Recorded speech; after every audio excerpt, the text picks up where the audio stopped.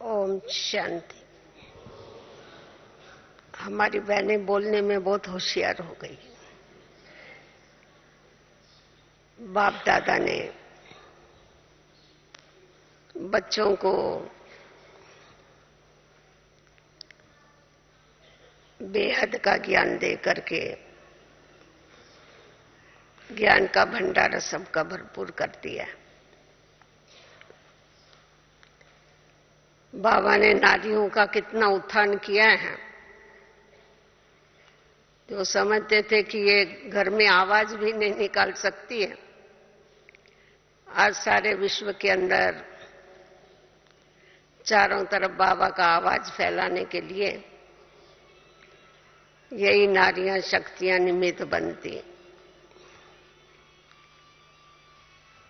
वैसे तो सर्वशक्तिवान बाबा ने हम बच्चों को सर्व शक्तियों का वरदान दिया हुआ है। बाबा कहते, मीठे बच्चे, मैं सर्वशक्तिवान हूं, तो तुम मेरे बच्चे मास्टर सर्वशक्तिवान। तुम शिव शक्ति पांडव सेना हो, जो अपनी योग की शक्ति के द्वारा, ज्ञान की शक्ति के द्वारा सारी सृष्टि को परिवर्तन करने का दिव्य और अलौकिक कर्तव्य करते। बाबा ने हम बच्चों को स्व परिवर्तन करने की कला सिखा करके विश्व परिवर्तन के लिए निमित्त बनाया। सर्व शक्तियों का वरदान देकर के हम कमजोर आत्माओं को शक्तिशाली बना दिया। वैसे तो एक एक शक्ति का अगर वर्णन करें तो हर एक शक्ति ये विशेष शक्ति है। एक शक्ति नहीं, परंतु हमारे अंदर तो सर्व शक्तियां होनी चाहिए, क्योंकि हम सर्व शक्तिवान बाबा के बच्चे। जैसे देवताओं के साथ बाबा ने कहा कि दो शब्दों को हमेशा इस्तेमाल करते हैं, एक है संपन्न और दूसरा है संपूर्ण। जिस समय देवी देवताओं की महिमा होती है तो उनकी महिमा में सर्वगुण संपन्न कहा जाता है। सिर्फ सर्व गुण नहीं कहे गए, परंतु सर्वगुण संपन्न। जब 16 कला की बात आती है तो देवताएं 16 कला संपूर्ण हैं। तो संपन्न और संपूर्ण ये जो दो शब्द है, इन दो शब्दों के अंदर बड़ा गहरा अर्थ भरा हुआ है। क्योंकि जब संपूर्ण और संपन्न इन दो बातों को हम जीवन में धारण कर लेते हैं, सर्व कलाओं को, सर्व गुणों को, तभी बाप को प्रत्यक्ष कर सकते हैं। तो वैसे सर्वगुण संपन्न जैसे गायन है, वैसा सर्व शक्तियों से भी हमें भरपूर बनना है। और बाबा ने विशेष हम बच्चों को ये अंडरलाइन कराई है कि जिस शक्ति या जिस गुण की तुम्हारे में कमी होगी, हम कहेंगे और तो सब गुण हैं, परंतु फलाना गुण हमारे में नहीं है, एक ये शक्ति नहीं है, दूसरी शक्तियां तो सब है, पर अंत में जो तुम्हारे अंदर नहीं होगा वही पेपर आएगा। तो जब वही पेपर आएगा तो उस समय पास होने के बजाय क्या हो जाएंगे? पास नहीं हो सकेंगे, फेल हो जाएंगे। इसीलिए हमें तो सब सब्जेक्ट में पास होना है, सर्व प्रश्नों के जवाब देने में पास होना है। और पास सिर्फ नहीं होना है, परंतु पास विथ ऑनर होना है।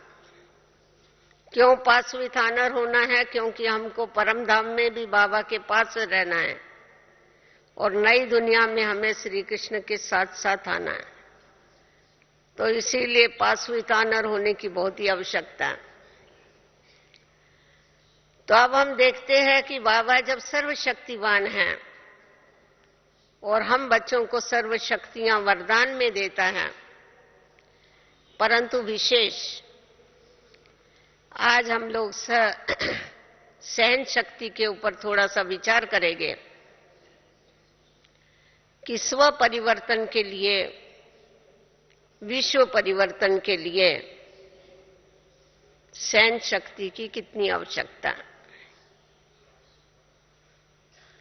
एक है सहन शक्ति और दूसरी है सहनशीलता। सहन शक्ति है और सहनशीलता ये दिव्य गुण है। सहन करना फिर भी सहज है, परंतु सहनशीलता जब हमारे जीवन में आ जाती है, जिसकी यादगार आज भक्ति मार्ग में शीतलता देवी, शीतला देवी गाई जाती है। सहन शक्ति के आधार पर शीतला देवी नहीं, सहनशीलता के आधार पर। कोई भी बात होती है, समझो हम उसका जवाब नहीं देते हैं, कहा जाता है एक चुप तो सौ सुख। हमने जवाब नहीं दिया, चुप रहे, सहन कर लिया, सहन शक्ति को धारण कर लिया।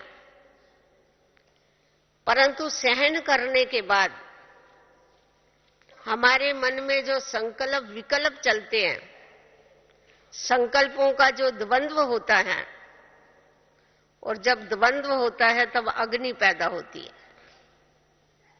उससे शीतलता नहीं आती, उससे अशांति पैदा होती है। इसने ऐसा क्यों किया, इसने ऐसा नहीं करना था, इसने ऐसा नहीं बोलना था, अरे मैंने तो इसको नहीं बोला, मैंने तो सहन कर लिया, परंतु मैं कितना समय सहन करूंगा। ये जो अंदर में चलता है ना, तो इसको सहनशीलता नहीं कहते, सहनशीतलता।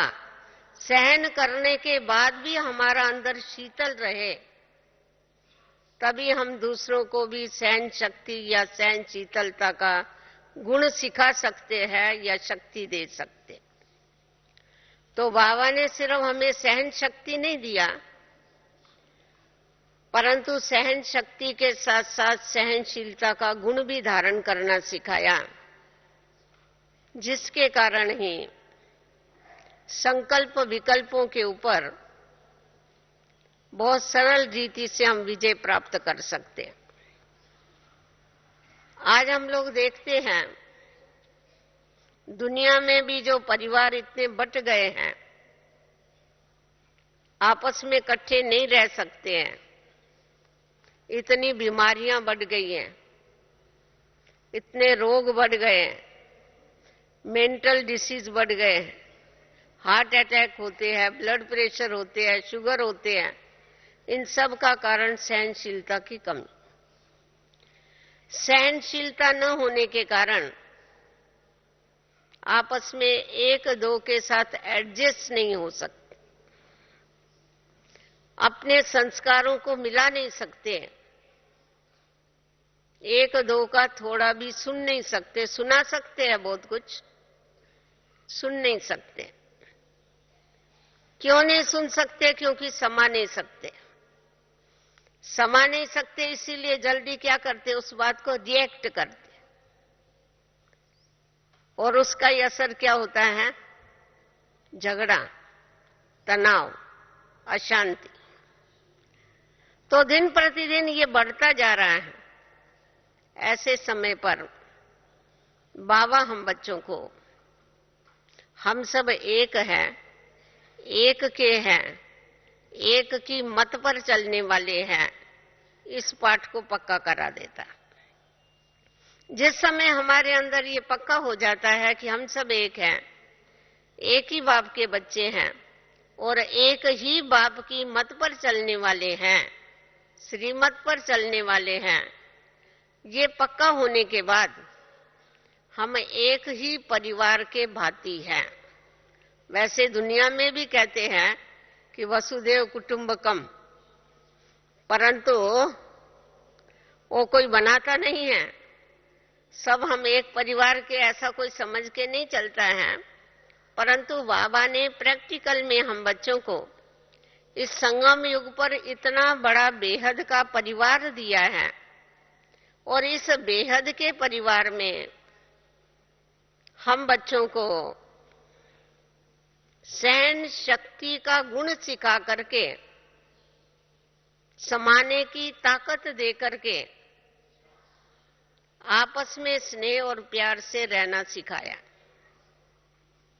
जिस समय पर हमारे अंदर सहन शक्ति नहीं होती है, तो हम एक दो के नजदीक आने के बजाय एक दो से दूर जाना चालू कर देते।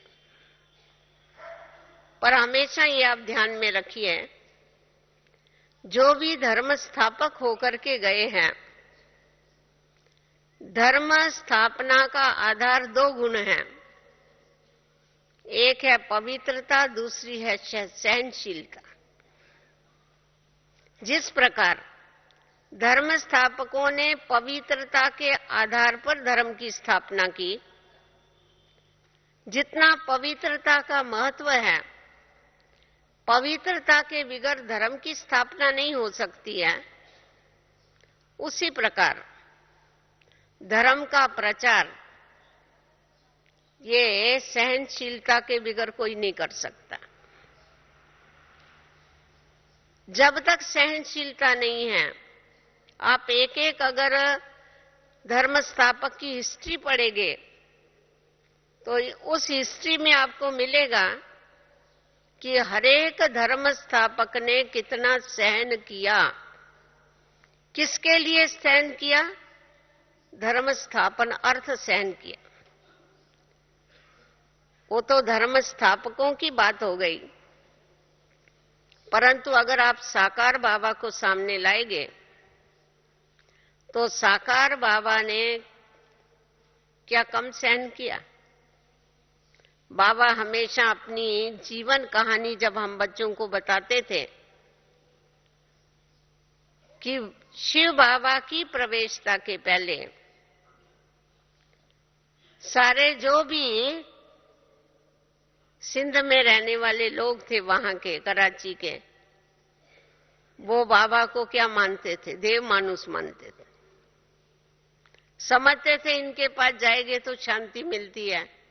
कोई भी आपस में झगड़ा होगा तो जाके 1-2 घंटा बैठेंगे। ब्रिजेंद्रा दादी हम लोगों को बताती थी कि जब भी उनका आपस में परिवार में भी मन मुटाव होता था तो बाबा के पास आके बैठते थे।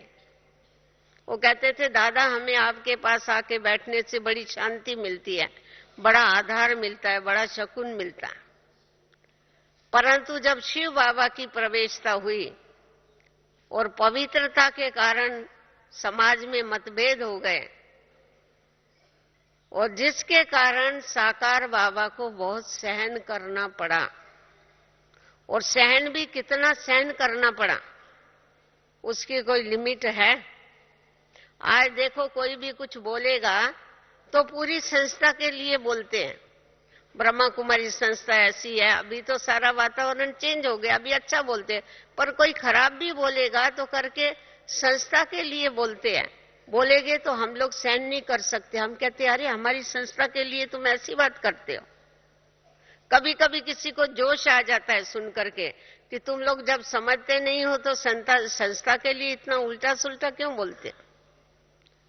परंतु अगर आप ब्रह्मा बाबा को देखेंगे तो उस समय संस्था की तो बात नहीं थी ना, एकदम डायरेक्ट उनके ऊपर ही वार था, बाबा के ऊपर ही वार करते थे, बाबा के लिए ही बोलते थे। फॉरेन के पेपरों में इधर उधर भी किसके लिए छपा थी? उल्टी सुल्टी बातें। एक श्री कृष्ण आया हुआ है सिंध हैदराबाद में, उसको 16,108 रानियां चाहिए और उसमें से 300 मिली है और उसको चाहिए। ये सब कुछ पेपर में आता था। परंतु आप बाबा की स्थिति देखेंगे तो बाबा की स्थिति एकदम स्थित प्रज्ञ थी, जैसा और किसी के लिए बोल रहे हैं।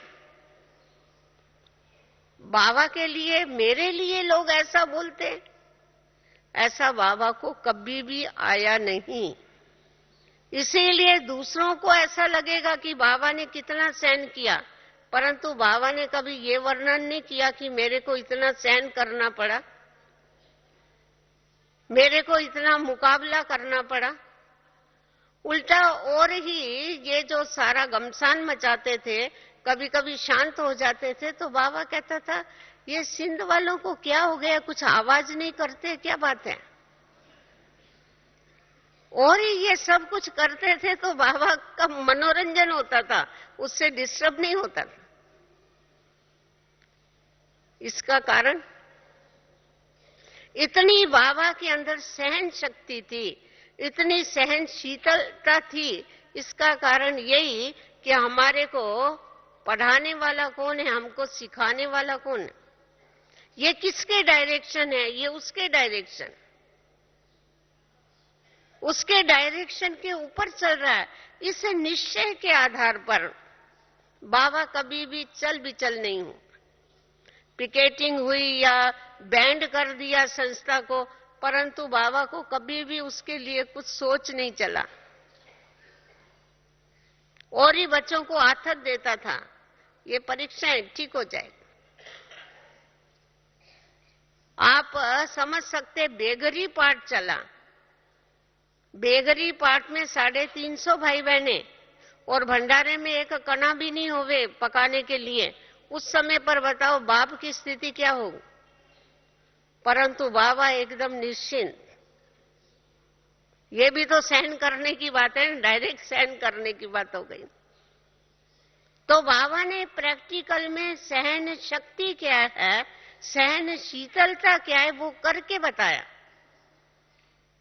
कि कुछ भी हो जाए, परंतु हमें अपनी स्थिति को कैसा रखना है। और इतने वैरायटी बच्चे होते हुए, जब बाबा हमेशा ही कहते हैं, बच्चे ये वन वन की काठी है, कहां कहां से आई हुई है। तो ये वन वन की काठी जो आकर के इकट्ठी हुई, आपस में टकराव होवे, कुछ भी होवे, तो भी बाबा सदैव सबको समा करके सहन करके चले। इसीलिए इतना हम सब बच्चों को आगे बढ़ाया, विश्व कल्याण के लायक बनाए। मम्मा देखेंगे तो सहनशीलता की मूर्ति, कुछ भी बोलने का नहीं। जब भी देखते थे तभी मम्मा एकदम शांत चित्त, जैसा मम्मा का फोटो है ना वैसा, हमेशा वैसी मुस्कुराती रहेगी, बैठी रहेगी। कभी मम्मा के सामने बच्चे जाते थे, जाकर के मम्मा को बताते थे, मम्मा फलाने फलाने ने मेरे को इतना बोला, ये किया वो किया, मैंने बहुत सहन किया। मम्मा बोलेगी, सहन किया तुमने? मम्मा उसने मेरे को 10 बारी बोला, मैंने उसको जवाब नहीं दिया, परंतु मैंने सिर्फ 11वीं बारी फिर मैंने उसको जवाब दे दिया। मम्मा कहते, गया 10 बारी के ऊपर पानी फेर दिया तुमने। 10 बारी तो नहीं बोला, पर एक बारी बोल करके क्या किया, खलास हो गई ना तुम्हारी सहन शक्ति।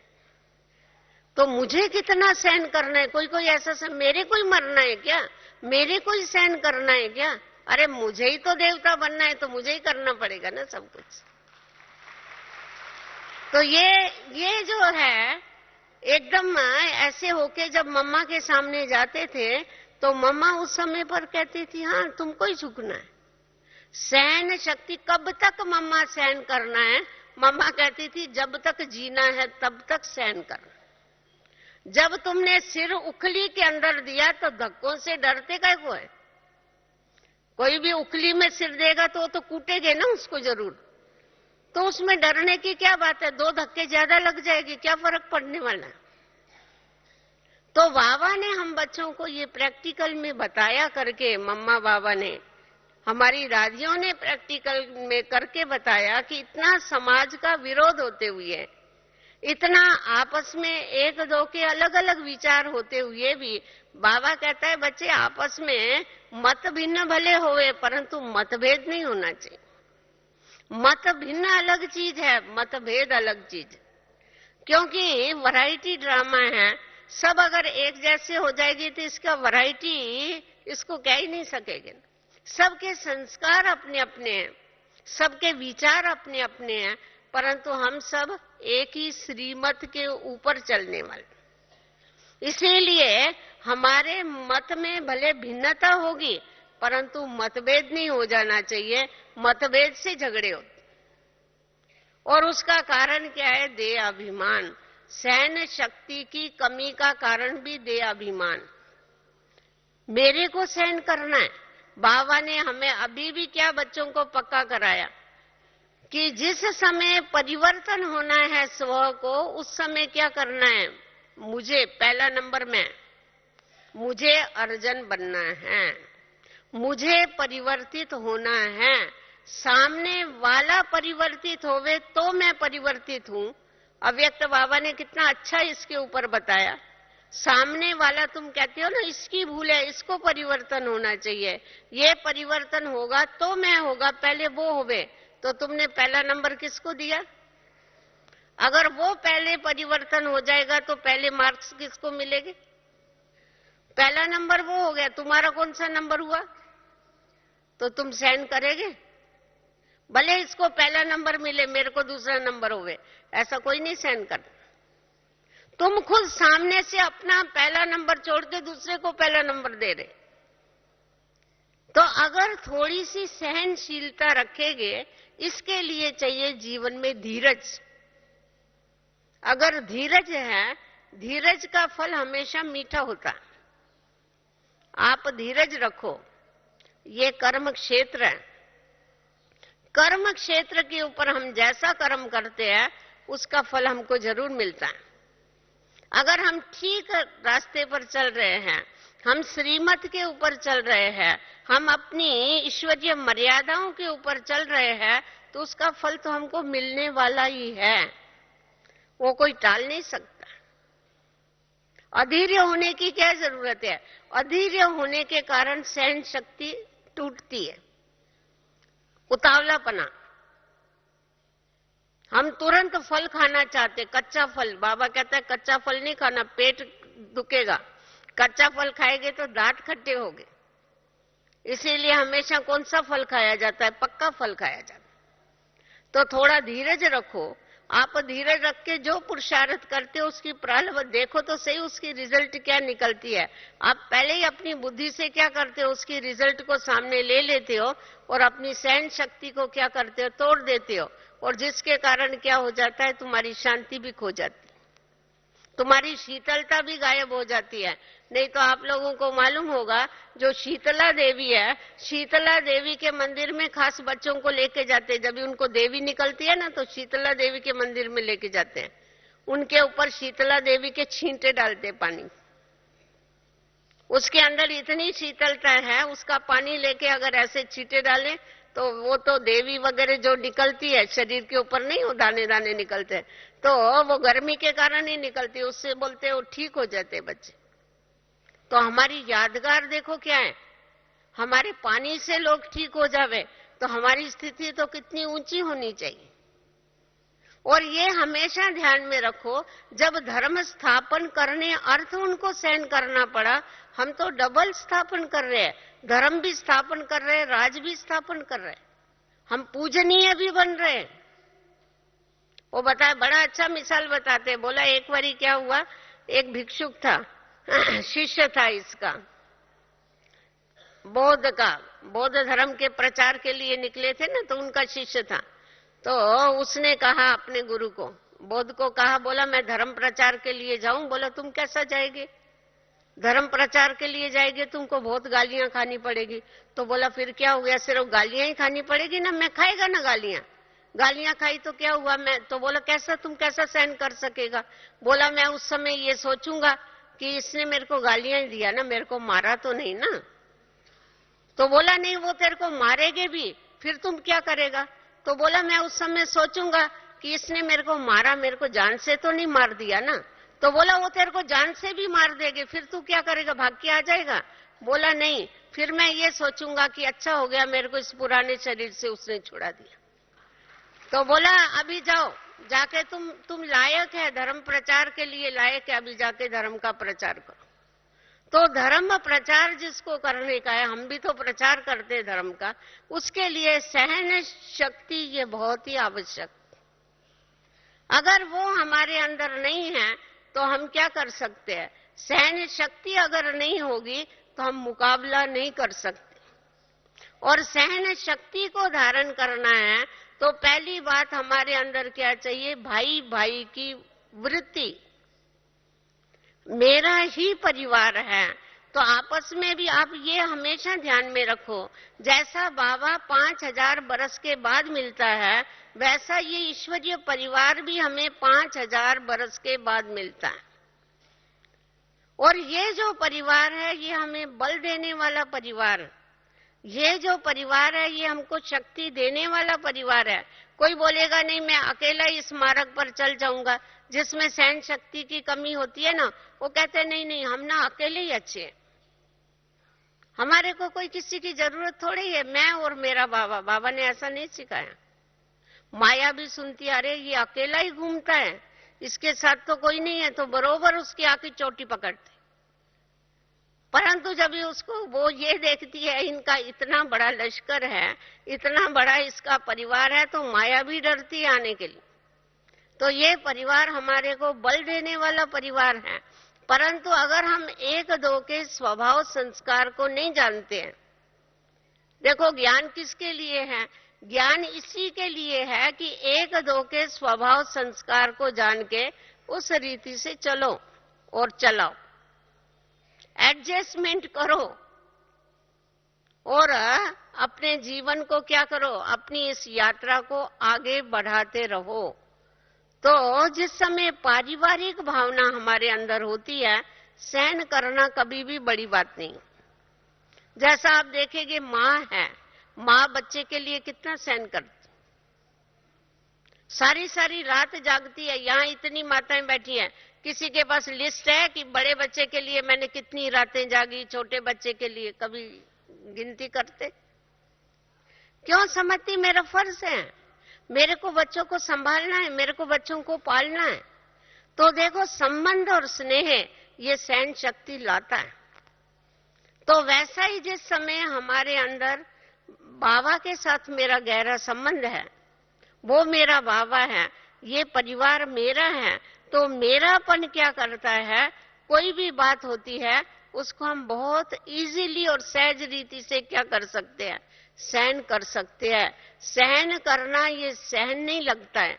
बाबा दूसरे शब्दों में कहता है ना, मेहनत नहीं, परंतु क्या हो जाती है? वो मेहनत मोहब्बत में परिवर्तित हो जाती। मेहनत नहीं लगेगी हमें, हमें इतने के साथ उल्टी खुशी होती है। हमारे भाई बहन मिलेंगे, हम सब आपस में मिलकर के चलेंगे। ऐसा नहीं, ब्राह्मण परिवार में सहन शक्ति चाहिए, परिवारों में भी चाहिए, लौकिक में भी चाहिए, अलौकिक में भी चाहिए। एडजस्ट होने की शक्ति भी सब जगह पर चाहिए। आप आकाश में चले जाओ या पाताल में चले जाओ, एडजस्ट तो आपको ही होना, हमको ही बदलना है। ये एक पक्का कर लो, क्योंकि मुझे रियल गोल्ड बनना है। तो रियल गोल्ड में मोल्ड होने की शक्ति होती है। आप रियल गोल्ड के गहने अगर बनाते हैं ना, माता ये गहने पहनती है, ये रियल नहीं होते हैं, इसमें दूसरी खाद डालनी पड़ती है, नहीं तो बनेंगे नहीं ये गहने। रियल गोल्ड को तो ऐसा करेगा तो ऐसा, ये बंगड़ी को ऐसा करो ना तो ऐसा हो जाएगी एकदम। तो उसी प्रकार बाबा कहता है जब भी तुम्हें रियल गोल्ड बनना है, सतो प्रधान बनना है, तो उसके लिए क्या करो? अपने अंदर मोल्ड होने की शक्ति को धारण कर लो। तो जितना जितना मोल्ड होने की हमारे अंदर शक्ति आती जाती है, उतना उतना सहन करना, ये सहन करना नहीं लगता। नहीं तो समझते हम ही सबके साथ मिल करके चलते हैं, ये कर, अरे उसमें क्या बिगड़ा? बहुत अच्छी बात है। जितना जितना ज्ञान की गहराई आती जाती है, उतना उतना हमारे अंदर शक्तियां भरती जाती, सहन करने की ताकत हमारे अंदर आती जाती है। आप ज्ञान के डीपनेस में चले जाओ। बात बड़ी कभी लगती है जब हम बात को देखते हैं, तभी हमको वो बात बड़ी लगती है। पर बात के बजाय अगर बाप को देखते हैं तो बात तो एकदम छोटी हो जाती है उसके। तो ऐसा फील नहीं होता है कि हमें बहुत कुछ सहन करना पड़ता है, हमें बहुत कुछ सुनना पड़ता है, हमें बहुत कुछ कहेगी। हमने कितना सहन किया आपको क्या मालूम? अरे किसको मालूम करने की जरूरत कहाँ है? हमने जो सहन किया उसका हमारे को जरूर क्या होगा, मिल जाएगा, रिटर्न तो मिलेगा ही नहीं। तो चाहे समाज से सहन करना पड़े, चाहे परिस्थितियों के कारण सहन करना पड़े, चाहे ब्राह्मण परिवार के कारण सहन करना पड़े, चाहे अज्ञानियों से सहन करना पड़े, परंतु सहन करके हमारे को सहनशीलता की मूर्ति जरूर बनना है। क्योंकि देवी एंड देव, और देवी मतलब क्या, देव माना देने वाले। तो बाबा कहता है तुम्हारे द्वारा ही ये गुण सबको मिलने हैं, और गुण ऐसी चीजें है जो आप मुख से वर्णन करके दे नहीं सकते। नहीं, ज्ञान दान तो मुख से वर्णन किया जाता है, योग दान तो मनसा के द्वारा योग लगा के किया जाता है, शक्ति का दान, परंतु गुणों का दान जीवन में धारण करके पीछे किया जाता है। तो जैसा जैसा हम अपने जीवन में धारणा करते हैं, हमें देख करके और भी करते जाते। तो हमेशा ये ध्यान में रखो, कोई भी बात होती है धीरजता को धारण करो। धीरजता के गुण को धारण करने से सहन करने की ताकत हमारे अंदर आती जाती। अगर धीरजता नहीं होगी तो सहन करने की शक्ति भी नहीं आई। तो बाबा ने हम बच्चों को ये सब कलाएं सिखाई हुई है, उन कलाओं को जीवन में धारण करके ही हम क्या बनते हैं, 16 कला संपूर्ण बनते हैं। आज आप देखो बाबा हम बच्चों को मूर्ति बनाता है, दिव्यता की मूर्ति बनाता है ना, देवी देवता बनाता है। हम लक्ष्य क्या बताते हैं, हम देवी देवता बन रहे हैं, हमारे जीवन का लक्ष्य ये है, जीवन का लक्ष्य देवी देवता बनना है, और बिगड़ सहन किए बनना है हमको। ऐसा कैसा हो? आज एक जड़ मूर्ति होती है, पत्थर की मूर्ति भी होती है, उसको कितने हथौड़े मारते हैं। वो बोला ना, एक कलाकार था, वो मूर्ति बना रहा था बैठ करके श्री कृष्ण की, तो उसने एक संगम रबर के पत्थर से मूर्ति बनाता था, हथौड़ा ऐसा लगाया, क्रैक हो गया, वो ये क्रैक हो गई, पत्थर क्रैक हो गया, रिजेक्ट कर दिया, ये नहीं चलेगा। दूसरा पत्थर लिया, उसको ठोकना चालू किया, उसको ठोकना चालू किया, तो 2 4 6 उसने पत्थर लगाए, उसके बाद उसको क्रैक आ गया, वो भी रिजेक्ट हो गए। फिर तीसरा पत्थर लिया, फिर बैठ करके उसको बनाता रहा, ठोकता रहा, ठोकता रहा, ठोकता रहा, आखिर इतनी सुंदर मूर्ति बन गई जो उसको उसका वहां पर स्थापना किया मंदिर में, और लोग उसके दर्शन करने के लिए आने लगे। और वो जो एक हथौड़ी में ही जिसको क्रैक आ गया था, उसको फेंकेगा थोड़े ही संगम रबर के पत्थर को, तो उसको जो चढ़ने की सीढ़ियां थी ना, वहां लगा दिया कि तूने एक हथौड़ा तो नहीं सहन किया, अभी सबके पैर सहन कर रोज के। तो हजारों लोग आते रहे, तुम्हारे ऊपर पैर देके जाते रहे। और वो जिसको 2 4 6 हथौड़े लगाए थे ना, उसको पिलर बना दिया। वहां पिलर होते हैं ना मंदिर में, बीच बीच में पिलर बना दिया। तो आते जाते लोग प्रसाद खाएंगे, तेरे को हाथ पहुंच के जाएंगे, अभी बैठ के सहन कर। और देखो उसने सहन किया उस पत्थर ने, तो वो क्या हो गई, पूजनीय मूर्ति बन गई। तो अगर हम ऐसे ऐसे उदाहरण भी याद रखते हैं कि मुझे पूजनीय मूर्ति बनना है, उसके लिए मेरे को जरूर क्या करना है, सहन करना है। उसके लिए चाहिए अंतर्मुखता। जितनी जितनी अंतर्मुखता की गुफा में हम बैठते जाते हैं, जितना जितना हम शांति के गुण को धारण करते जाते हैं, जितना जितना हम आत्मा अभिमानी बनते जाते हैं, उतना उतना हमारे अंदर शक्तियां जमा होती जाती, सहन करने की ताकत आती जाती है। क्योंकि स्नेह, पारिवारिक स्नेह, उस स्नेह के कारण भी क्या होता है, हमारे अंदर वो ताकत आती है, शक्ति आती है, और कोई भी बात हमको बड़ी नहीं लगेगी। बाबा के प्यार के आगे कोई बात बड़ी है? कोई भी बड़ी नहीं है। बाबा कहता है बच्चे कितनी भी बड़ी समस्या आवे, तुम बाबा के प्यार से, तुम दिल से बाबा कहो बाबा, तो क्या हो जाएगा, वो समस्या पहाड़ जैसी समस्या क्या बन जाएगी, राई नहीं पर रुई बन जाएगी। तुमको सहन करना ही नहीं पड़ेगा, लगेगा ही नहीं मैंने सहन किया। परंतु तुम क्या करते हो, राई को पहाड़ बना के रखते हो। अरे ये बात बहुत बड़ी है, ये बात बहुत बड़ी है, इसने बहुत कुछ बोल दिया मेरे को, इसने कुछ बोला नहीं और कुछ किया नहीं। परंतु हम ही उसको खींच खींच के बात को बड़ा कर देते हैं, राई को पहाड़ बना के फिर पहाड़ को तोड़ना चालू करते हैं। फिर थकेंगे नहीं तो क्या होगा बताओ? फिर जरूर लगेगा ना कितना सहन करना पड़ता है, पहाड़ को तोड़ना पड़ता है, इतनी बड़ी बात है। नहीं, बाबा कहता है कोई भी बात आवे तो तुम उससे, उस बात से तुम बड़े हो जाओ, क्योंकि तुम बड़े बाप के बच्चे हो। तो बड़े बाप के बच्चे तो हमेशा बड़े ही रहेंगे। अगर इतना भी हमको याद रहे ना हम बड़े बाप के बच्चे हैं, तो बड़प्पन हमारे में आता जाएगा। तो बड़ों को तो हमेशा क्या करना है, बड़ा किसको कहा जाता है? बड़ा माना झुक के चलने वाला, बड़ा उसको ही कहते हैं। जो ऐसा करके चलेगा उसको कौन बड़ा मानेगा? आज देखो पेड़ को सब कितना प्यार करते हैं, उसको इतने पत्ते होते हैं, इतने फल होते हैं, कितना सब प्यार करते हैं। क्यों? क्योंकि वो सबको छांव देता है और सदैव झुका रहता है। जितने उसको फल आते हैं उतना वो झुकता जाता। खजूर कितना बड़ा है, उसको कोई बड़ा मानता है? उसको कौन प्यार करा? अरे इतना बड़ा खजूर, ऊपर देखना पड़ता है, देखेंगे तो उसकी छाया किसी को मिलती है? नहीं, हमको सबकी छाया बन के चलना, अर्थात सबको सुख देना है। उसके लिए हमको कुछ सहन करना पड़े, कुछ त्याग करना पड़े। त्याग के बगैर तो सहन शक्ति नहीं आ सकती। कुछ तो छोड़ना पड़ेगा ना, मैंपन छोड़ना पड़ेगा, मेरापन छोड़ना पड़ेगा। वैसा वैसा क्या होती जाएगी, शक्तियां हमारे अंदर जमा होती जाएगी। तो अपना जो समय है वो व्यर्थ गंवाने के बजाय अगर हम हमेशा प्रभु चिंतन में समय को सफल करते हैं, आत्मचिंतन में समय को सफल करते हैं, ज्ञान के मनन चिंतन में समय को सफल करते हैं, सबके शुभ चिंतक होकर के चलते हैं, स्व के प्रति स्व चिंतन में रहते हैं, तो उससे क्या होता है, हमारे अंदर शक्तियां बढ़ती जाती। नहीं तो क्या होता है, एक तरफ बाबा से याद करके, बाबा को याद करके अपने अंदर शक्ति भरते हैं और दूसरी तरफ शक्तियों की लीकेज होती। अपनी तरफ ध्यान न देने के कारण आप किसी मटके में ऊपर से तो नल चालू कर दिया, पानी भरता जा रहा है और नीचे से लीक होता जा रहा है, कैसा भरेगा?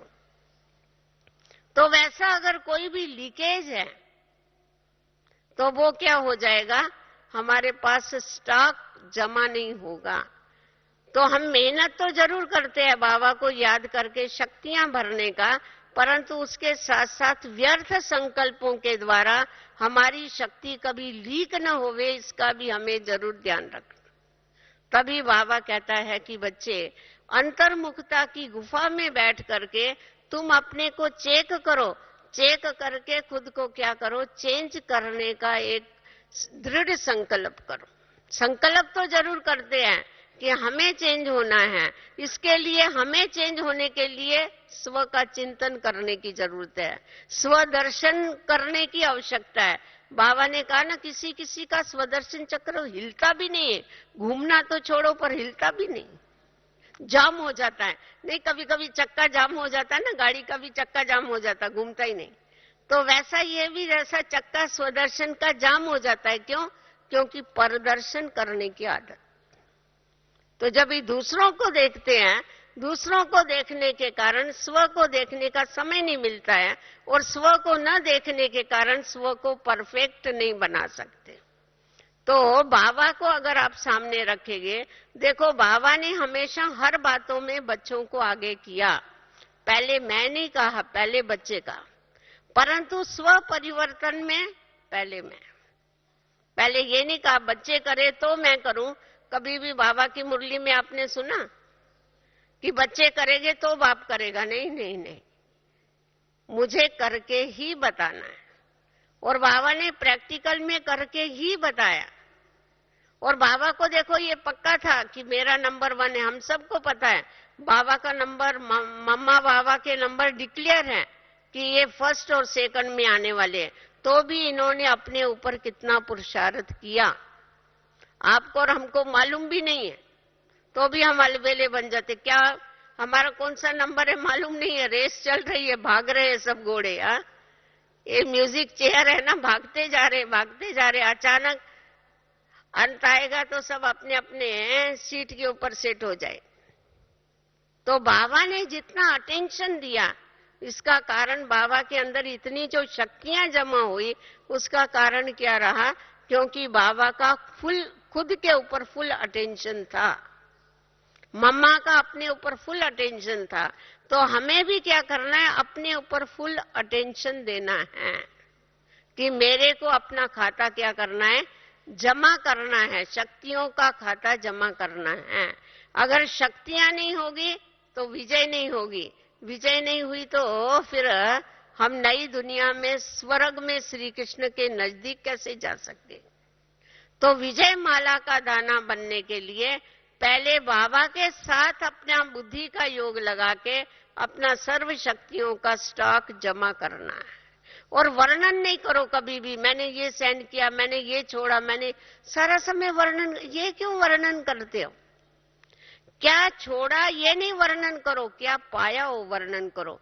तो जितना जितना ये याद करेंगे ना हमने क्या पाया, अरे बाबा ने मुझे क्या नहीं दिया, तो जितना जितना प्राप्तियों का हम वर्णन करते रहेंगे ना, चाहे बुद्धि में चाहे मुख से, तो प्राप्तियों के वर्णन से हमें खुशी होती है। जितनी जितनी खुशी होती है उतना उतना कोई भी समस्या आती है ना, खुशी में आप देखेंगे उमंग उत्साह में कोई बड़ी बात भी बहुत छोटी लगती है, और अगर उल्टा सोचेंगे ना तो उससे वीकनेस आती है।